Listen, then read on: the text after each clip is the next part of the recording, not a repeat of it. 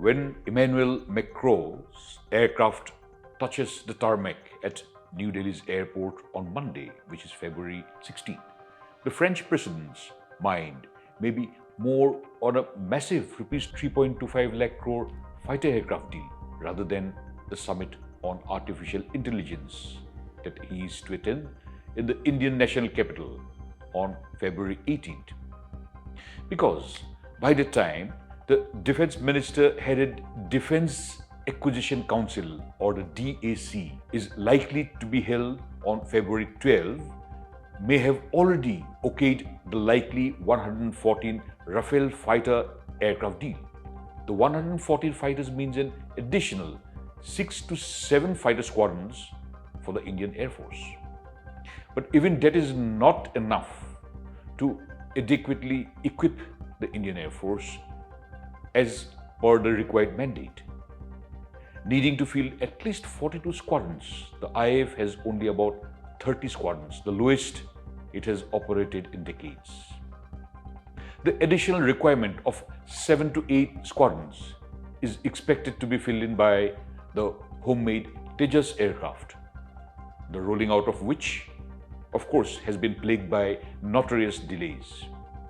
A typical Tejas squadron would comprise about 20 aircraft, including 4 in reserve. The DAC is the apex procurement panel of the Defense Ministry. Proposals once cleared by the DAC are placed before the Prime Minister-headed Cabinet Committee on Security, or the CCS, which gives its final stamp of approval. The DAC is also expected to take up Indian Navy's requirement for more eyes in the sky by giving the green signal to acquire 6 more Poseidon 8I, or the P-8I aircraft, in addition to the existing fleet of 12. Truly the first responder platform that everyone turns to. It's the versatile maritime surveillance aircraft P-8I, which is also deployed for an entire range of operations, from specific counter-insurgency operations to being deployed to keep an eye on submarines of the adversaries in the oceans and the seas. Having clocked much more than 40,000 mishap-free flight hours, the dozen-odd P-8Is in the Indian Navy have completed more than a decade of deployment with the Indian Navy.